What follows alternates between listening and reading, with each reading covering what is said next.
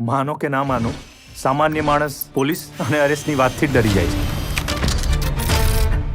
એકચ્યુઅલીમાં આ વેબ છે ને એ બહુ મોટું જાળું છે અને આપણે સામે ચાલીને કેટલી બધી ઇન્ફોર્મેશન શેર કરીએ છીએ અને એકવાર સ્કેમર્સની પાસે આ ડેટા આવી જાય પછી એમનું ઇમ્પોર્ટન્ટ કામ હોય છે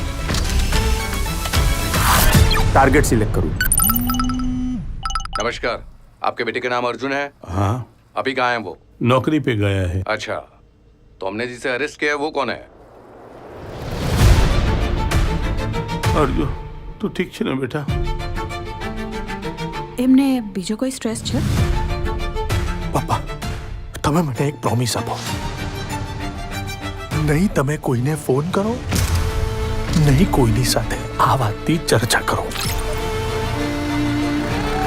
એ બધી તમે જે વિચારી રહ્યા છો ને એના કરતા બહુ મોટી ગેમ છે. તમારે સમજવું પડશે કે આ કોઈ નાની ચોરી નથી આની રીત કે આમને પકડવાના રસ્તા. સોલા પોલીસ સ્ટેશનમાંથી વાત કરું છું. તમારા છોકરાનો કેસ આવ્યો છે. આ જે સ્કેમર્સ છે ને એ વેબની દુનિયામાં છુપાયેલા હોય છે. ચૂપચાપ આવીને એમનું ટાર્ગેટ અચીવ કરીને જતા રહે છે. સમજી ગયા?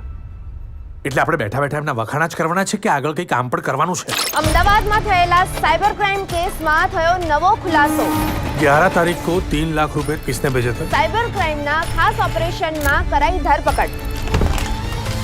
બીજો રસ્તો કઈ નીકળશે. અરે શું થાય ભાઈ? ભગવાન કે વહાં દેર હે અંધેર નહીં.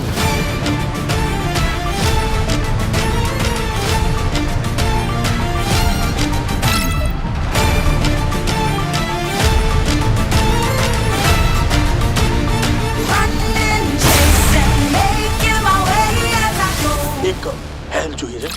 એટલે એકચ્યુઅલી અમારે અકાઉન્ટ હેક કરવું છે.